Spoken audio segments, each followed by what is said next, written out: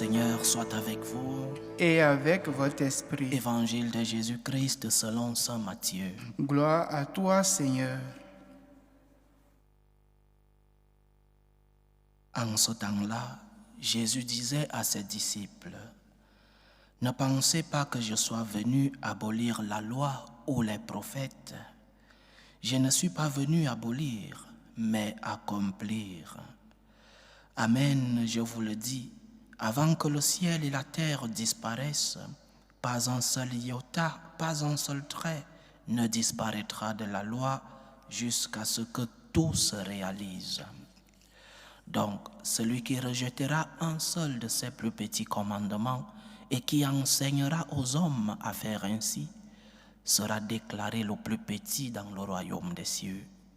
Mais celui qui les observera et les enseignera, celui-là sera déclaré grand dans le royaume des cieux. » Acclamons la parole de Dieu. Louange à toi, Seigneur Jésus.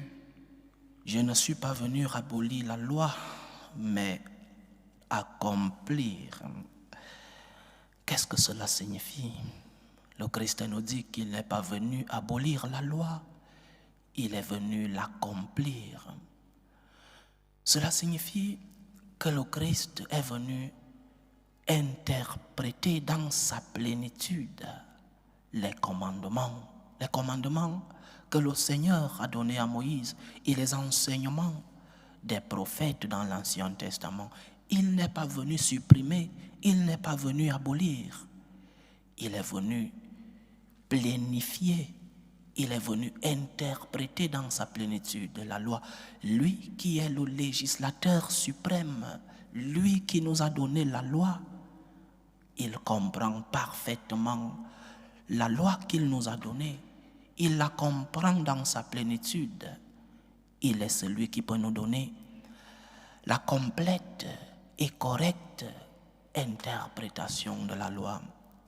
Pour comprendre une loi civile par exemple, que les juristes qui m'écoutent m'excusent d'entrer dans leur domaine, mais pour comprendre une loi civile, il faut entrer dans l'esprit du législateur. Celui-là qui a conçu la loi avait un esprit, un pourquoi cette loi est-elle proclamée. Alors pour comprendre une loi, il faut entrer dans l'esprit du législateur, confère le livre de Montesquieu, l'esprit des lois. Ça, c'est pour les lois civiles. Et Jésus, qui est le législateur suprême des lois divines, il est celui qui peut nous enseigner correctement en quoi consistent les lois qu'il nous a données. Il est le législateur, alors nous devons entrer dans l'esprit du législateur qui est le Christ lui-même.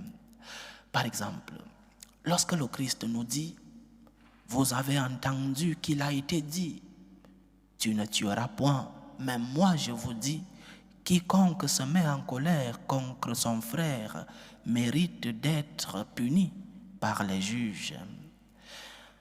C'est-à-dire que Jésus vient interpréter le 5e commandement de la loi de Moïse, tu ne tueras point.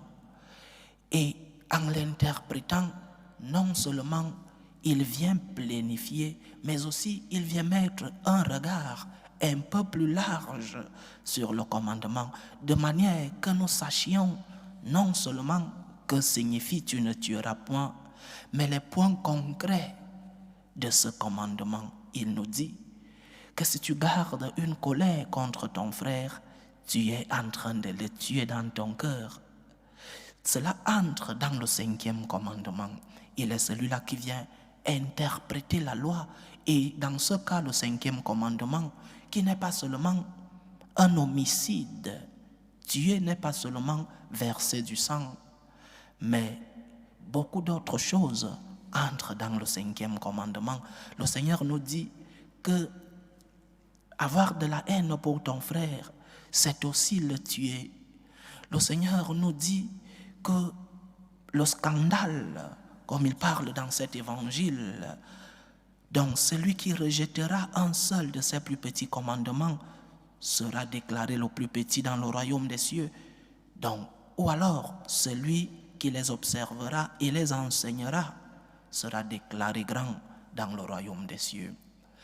Lorsque tu enseignes ce qui n'est pas un droit chemin, non seulement par tes enseignements, tes paroles, mais aussi par tes actes, lorsque tu conduis mal une personne, soit par ton enseignement, soit par ton acte, tu es cause de la mort de ton frère. Lorsque, par exemple, un prêtre enseigne hors de ce que dit non seulement les Écritures, mais aussi la loi de Dieu, ce prêtre est en train de tuer le peuple, ce prêtre est en train de tuer le prochain. Cela entre le péché du scandale. Le catéchisme de l'Église catholique en parle. Le péché du scandale, c'est-à-dire la mauvaise conduite du peuple par nos enseignements et par nos actes. Le péché du scandale est introduit, se situe dans le 5e commandement. Donc, le Christ vient amplifier notre regard. Lui qui connaît parfaitement la loi, parce qu'il est celui qui nous l'a donnée, il nous enseigne à bien connaître la loi. Il nous enseigne aussi à bien l'interpréter. Mais en dehors de la connaissance de la loi que nous devons avoir, en dehors de sa bonne interprétation que nous devons aussi avoir, le Christ vient nous donner la force pour pouvoir mettre en pratique ces lois. La force pour pouvoir exécuter la loi, c'est le même législateur qui nous la donne. Ce n'est pas comme dans la loi civile où le Parlement promulgue une loi et chaque citoyen doit se débrouiller pour mettre en pratique la loi. Non, dans la loi de Dieu, Dieu nous donne sa loi, mais il nous donne aussi la force de la mettre en pratique. Il nous donne aussi la force de l'exécuter. C'est pourquoi Saint Paul nous dit que la loi tue, mais l'esprit donne la vie. La loi nous tue parce qu'il est si difficile pour nous de mettre en pratique la loi de Dieu. Le même Saint Paul nous dit que ce qui est bien, ce que nous savons que nous devons faire, nous ne le faisons pas, mais nous faisons ce qui est mal, que nous savons que nous ne devons pas faire. Parce que la loi tue, mais l'esprit de la loi que nous donne le Seigneur, cet esprit nous donne la vie. Donc, lorsque tu es devant une loi qui est difficile à exécuter, lorsque tu es devant une loi du Seigneur qui est difficile à mettre en pratique, il n'y a pas d'autre chemin que de demander au législateur suprême de te donner la force. Seigneur, je ne comprends pas cette loi. Seigneur, je ne comprends pas ce commandement. Seigneur, ce commandement est difficile pour moi de le mettre en pratique. Aide-moi, Seigneur, à suivre tes commandements. Aide-moi, Seigneur, à exécuter ta loi. Toi qui es le législateur et toi qui m'as donné ce commandement pour mon bien, pour mon bonheur, pour ma félicité, aide-moi aussi à le mettre en pratique. Nous avons un Dieu d'amour. Nous avons un Dieu qui nous a donné des commandements comme guide, comme lumière pour pouvoir arriver au bonheur sur la terre et au bonheur éternel. Et non seulement il nous a donné cette lumière, il est aussi le chemin qui nous amène vers ce salut. Donc, il nous tient par la main pour pouvoir mettre en pratique les lois qu'il nous a lui-même données. Remercions le Seigneur pour tant de bienfaits. C'est un motif de gratitude d'avoir un Dieu qui ne nous a pas donné des lois et s'en est allé. Il ne nous a pas dit débrouillez-vous. Il nous a donné des lois pour notre félicité, mais il nous tient par la main pour que nous puissions mettre en pratique les lois qu'il nous a données. La loi pour l'homme, le commandement pour l'homme n'est pas une charge. Le commandement pour l'homme n'est pas cette charge-là que le Seigneur a voulu nous donner pour nous punir. Le commandement, c'est pour que nous puissions atteindre le bonheur. Et le même Seigneur nous tient par la main, nous donne la force. Parce qu'il nous a donné la lumière, il nous donne encore la force pour pouvoir mettre en pratique les lois qu'il nous a données. Et en deuxième lieu, je ne peux pas terminer cette méditation sans rendre grâce à Dieu. Rendre grâce à Dieu pour les bienfaits dans ma vie comme prêtre, Comme je le disais au début de cette célébration eucharistique, je célèbre en ce jour 2 ans de vie sacerdotale. Très peu, il y a 2 ou 3 jours, mon fondateur, le Père Santiago Martin, célébrait 45 ans de vie sacerdotale. Et en célébrant avec lui, je lui disais, oui, moi je vais célébrer 2 ans dans quelques jours, 2 ans de vie sacerdotale. Une grâce du Seigneur. Une grâce du Seigneur pour cet humble serviteur. Une grâce du Seigneur pour quelqu'un qui ne le mérite pas vraiment. Personne ne mérite une grâce, une telle grande grâce. Merci à Dieu. Et merci aussi à tous ceux-là qui m'accompagnent chaque jour avec mes faiblesses, avec mes chutes, avec tout ce qui va avec la pratique de ce ministère comme homme.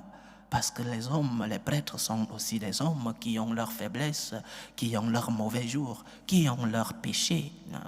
Merci de prendre en compte les faiblesses que nous avons, parce que vous les voyez aussi de temps en temps, surtout ceux qui sont plus proches de nous.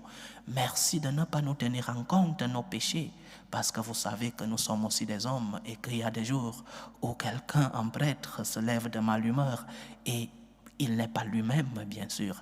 Merci à vous tous. Merci pour votre affection, pour tous ceux qui nous suivent en ligne. Merci vraiment. Je suis depuis 2 ans un prêtre comblé.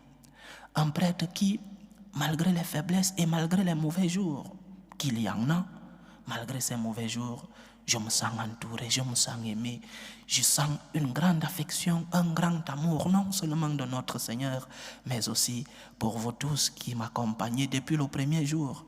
Il y en a qui m'ont vu diacre depuis le Père Daniel qui célébrait ces Eucharisties avant moi.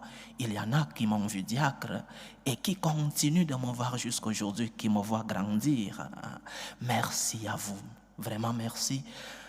Être prêtre et être entouré comme je le suis, il ne faut pas demander plus à Dieu. Entouré par Dieu lui-même et entouré par le peuple de Dieu, confié à ce petit prêtre, c'est comme ça qu'on m'appelle dans mon village, le petit prêtre.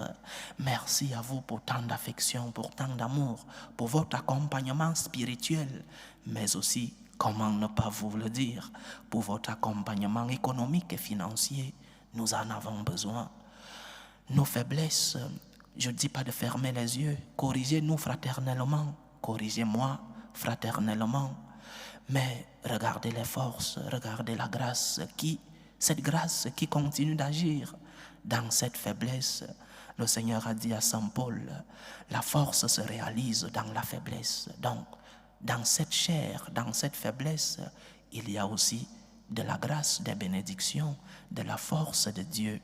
Je vous remercie pour tout ce que vous faites pour mon ministère. Je remercie Dieu en premier lieu. Je remercie le peuple de Dieu qui m'accompagne depuis le 12 juin d'il y a 2 ans. Merci.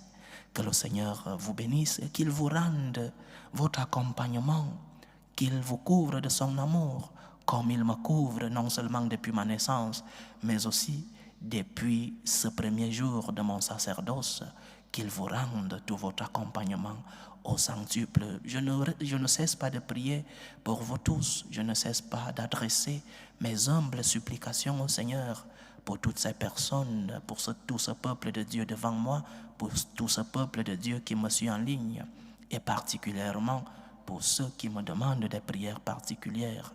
Croyez-moi, je suis à genoux devant le tabernacle chaque jour et j'adresse au Seigneur vos humbles supplications.